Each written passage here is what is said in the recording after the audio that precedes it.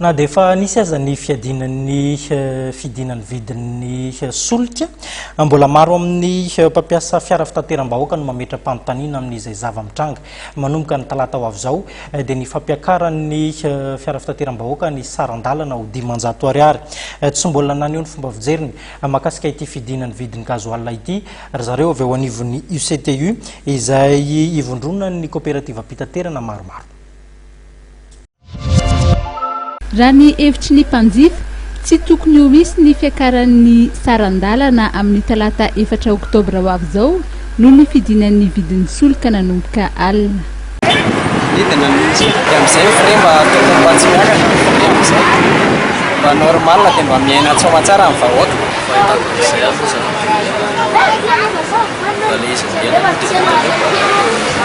tsara dia fatolana ohatra zany mba hoe miakatra ny saran-dalana arakarak'ilay izy arakarak'ilay solika miakavita dia izay koa mahatonga ny fre miakatra. Raha toa nefa ka misy ihany ny fampiakarana ny saran-dalana ho 500 ariary dia milaza azy ho tsy afa-manoatra izy ireo fa miandrandra fanatsarany ny tolotra ho an'ny mpanjifa.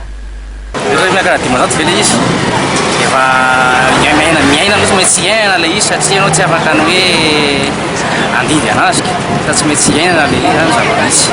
Miakatra tsy ho saran-dalana ohatra ny taxi petrol izy zao dia mila tsara ohatra ny portena ho zareo mba hoe tsy lady miakatra raha saran-dalana mba foana ny olona mba ohatra zany teo amin'ny ao anatin'ny fiara fotsiny ohatra zao dia hoe ohatra hoe aty-roky ohatra ny ao izany aza mandeha foana.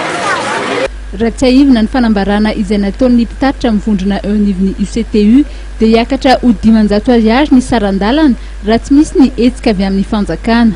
Amin'ny 4 oktobra zany miato raha tsisy zavatra ataon'ny fanjakana. Raha ny fantatra dia isy ny fivorian'ny UCTU amin'ny alatsinainy ho avy izao anapahan'izy ireo ny hevitra mikasika ny saran-dalana taorian'ny fidinan'ny vidin'ny solika.